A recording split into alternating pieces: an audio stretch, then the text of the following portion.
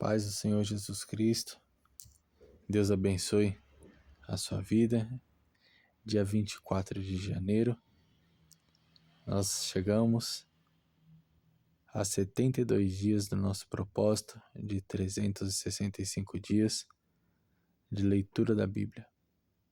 Nesse propósito, nós vamos ler a Bíblia de Gênesis a Apocalipse dentro de um ano. A leitura de hoje se passa pelo livro de Juízes, capítulo 1 ao 3.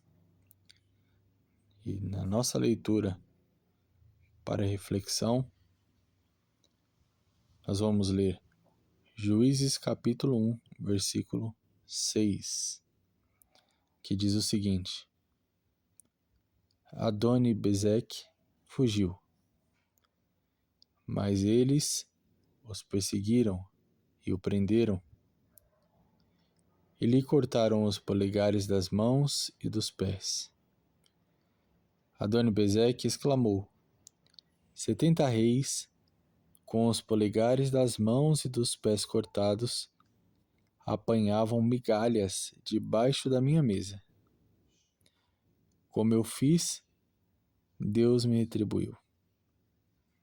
E levaram-no a Jerusalém, e aí morreu. A palavra que nós acabamos de ler nos conta sobre um rei pagão que tinha o seu reinado, o seu exército, tinha a sua campanha militar vitoriosa, se mostrava um rei forte, porém um rei maldoso com os outros reis que se opuseram a ele.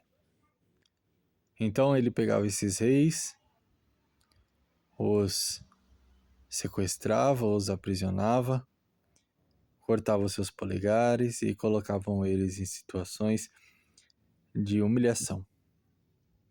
Ele fazia isso porque, humilhando os reis que ele derrotou, além, é claro, do ego, ele também impunha medo. Ele fazia com que outros reis tivessem medo de batalhar contra ele, porque uma hora você vê um rei poderoso com o seu reino estruturado e de repente aquele rei, ele é um prisioneiro comendo migalhas, sem os dedões da mão e do pé, sem direção, sem futuro, sem esperança. E isso moldava para ele uma imagem poderosa. Mas para moldar essa imagem de poder para si próprio, ele era um homem maldoso. Ele era um homem que humilhava, castigava e trazia punições severas, torturas severas, muito além daquilo que era necessário. Quando nós olhamos a história das batalhas de Israel, nós não vemos Israel fazendo isso com nenhum outro rei. Mas com esse rei em específico, nós vemos que os filhos de Israel sequestrou ele, cortou os dedos da mão e do pé e levou ele para Jerusalém. Nós vemos Israel perseguindo reis, colocando eles no chão, pisando sobre eles e matando eles a fio de espada. Agora, torturando dessa forma é a primeira vez. O mais interessante é que esse rei que estava acostumado a fazer isso, ele reconhece que da forma como ele fez com 70 reis, assim o próprio Deus o retribuiu. Existem pessoas que são extremamente levadas por situações que vivem. Existem pessoas que se fortalecem, que se exaltam, que criam uma imagem para si próprio, sem medir esforços, sem medir os escrúpulos. Então, ela sacrifica a qualquer um, ela derruba a qualquer um, ela pisa em qualquer um, ela corrompe o que for necessário corromper, desde que os seus objetivos, desde que a sua imagem, desde que a sua posição se fortaleça. Então ela topa tudo pelo poder, ela faz de tudo pelo poder. E a verdade é que a vida, ela tem as suas formas de retribuir. Tudo que você faz é um plantio. Em todo tempo você está plantando algo. Cada atitude que você toma, você está plantando algo. E cada situação que você é obrigado a viver, cada atitude que outras pessoas tomam com relação a você, é uma colheita. Então, aquilo que você planta, você colhe. Aquilo que você faz, você recebe. Então, alguém que é injustiçado, mas permanece fiel e trabalhando, ele colhe a justificação. Por quê? Aquilo que ele plantou, ele colheu. Ele foi fiel. Então, no melhor momento, ele vai receber fidelidade. Aquele que corrompe, aquele que suborna, aquele que engana, aquele que rouba, no seu pior momento, no momento que ele estiver no tudo ou nada, que ele estiver precisando da ajuda de outras pessoas, ele vai receber corrupção, suborno, mentira, roubo. Por quê? Porque ele plantou uma vida de maus procedimentos. E os maus procedimentos vão acompanhar ele nos seus piores momentos também. Vejam algo interessante. Aquele rei, ele humilhou 70 outros reis. E nenhum deles conseguiu levantar um exército, se fortalecer novamente para conseguir se vingar. Nenhum deles. Mas aquele homem recebeu exatamente o mesmo tratamento que ele deu a esses 70 reis. Muitas vezes as pessoas olham as situações que elas estão e pensam, não, essa pessoa nunca vai conseguir se vingar de mim. Ela nunca vai conseguir se levantar ao ponto de se vingar de mim. Então eu vou mentir, eu vou enganar, eu vou roubar, eu vou fazer com ela aquilo que eu quiser. Mas a verdade é que Deus, ele tem os seus meios de operar a justiça. Então talvez essa pessoa ela não consiga se levantar ao ponto de se vingar das atitudes injustas que ela sofreu. Mas você pode ter certeza absoluta que outra pessoa vai aparecer já fortalecida, já estruturada, já bem preparada, já melhor posicionada para se vingar daquilo que foi feito. Então, a única forma de você permanecer e de você se estruturar, e de você crescer, e de você conhecer cada vez mais o amor, a bondade e a benignidade do Senhor, é agindo de igual modo. Quando nós seguimos a palavra que nos diz que nós devemos amar o nosso próximo como a nós mesmos, quando nós seguimos verdadeiramente essa palavra de todo o coração, nós conseguimos conhecer o amor de Deus. Por quê? No nosso pior momento, nós vamos colher amor da parte de Deus, compreensão, misericórdia. A oração do Pai Nosso diz: Senhor, perdoa as nossas dívidas, assim como nós perdoamos os nossos devedores. Então, aquele que perdoa dívidas, ele recebe perdão de dívidas. Aquele que ama, recebe amor.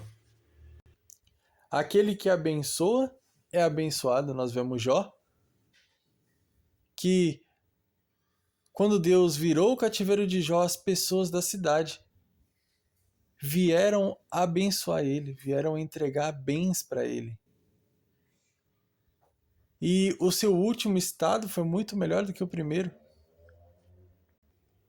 Mas antes disso, ele era um homem reto, um homem honrado, muito querido por todos.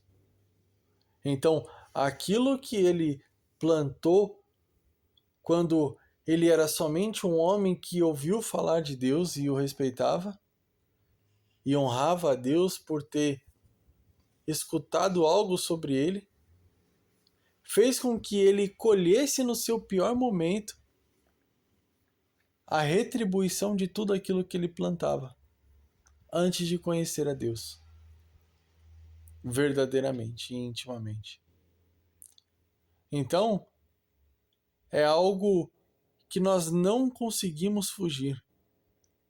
E isso pode servir tanto de bênção como também de maldição.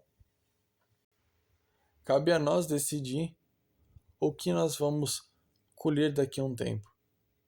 Talvez agora, nesse exato momento, você esteja colhendo maus frutos que você plantou há anos atrás.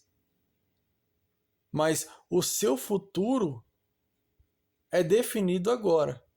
Agora que você tem colhido maus frutos, o que você tem plantado no lugar?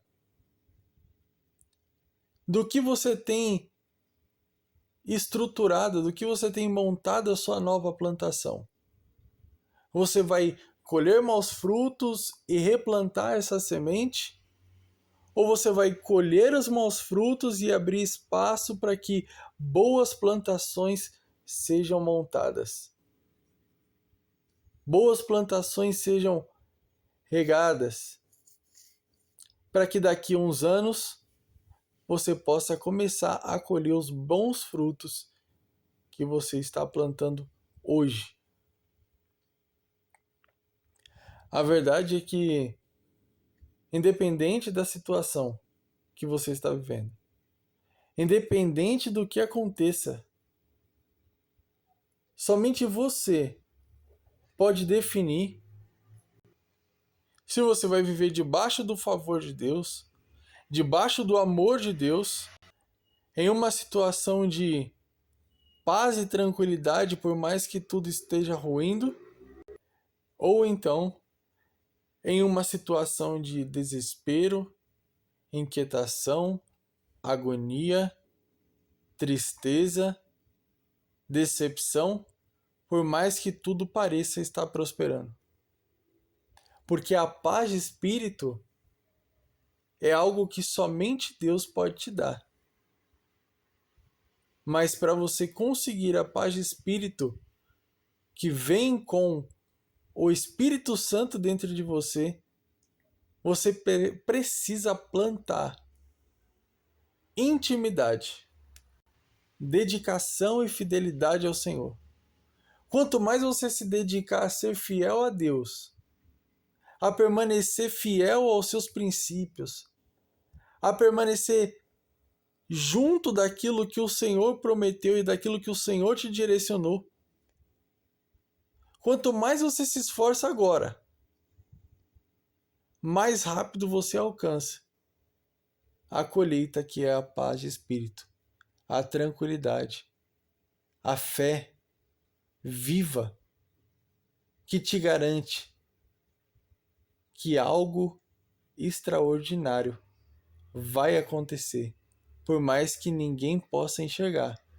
Você continua acreditando que algo extraordinário da parte de Deus vai acontecer na sua vida. Então, automaticamente, você colhe aquilo que você plantou. Você confiou em Deus, Deus ele se revela de forma sobrenatural. Ele honra a sua fé e ele te justifica. Amém?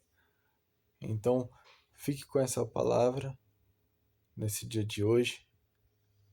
Escolha bem o que você vai plantar, porque escolher a semente é algo opcional. Você escolhe o que você deseja plantar, mas a terra é uma só. E quando o fruto nasce, você é obrigado a colher. Vamos orar? Deus, em nome de Jesus Cristo, toma em tuas mãos a vida dos teus filhos que estão ouvindo essa oração. Em nome de Jesus Cristo, Pai, que o teu Espírito Santo venha direcionar a vida de cada uma das pessoas que estiverem orando comigo nesse momento, para que elas possam escolher a melhor forma de viver, para que elas possam escolher as melhores atitudes, as melhores amizades, para que elas possam escolher as melhores alianças, para que elas possam ter força e autoridade para se posicionar da forma correta quando a vida exigir tal posicionamento, para que elas possam, através desse posicionamento, plantar bons frutos, para que no momento em que elas mais precisarem, o Senhor possa retribuir com coisas boas, o Senhor possa retribuir com amor, com paz, com tranquilidade, com mansidão, com misericórdia e com perdão. Em nome de Jesus Cristo, Pai, que o teu amor, que o teu perdão, que a tua graça seja revelada na nossa vida. Que nós possamos ser um canal de bênçãos na vida das pessoas que nos cercam, na vida das pessoas que entrarem no nosso caminho, para que da mesma forma nós possamos receber de Ti bênçãos, união,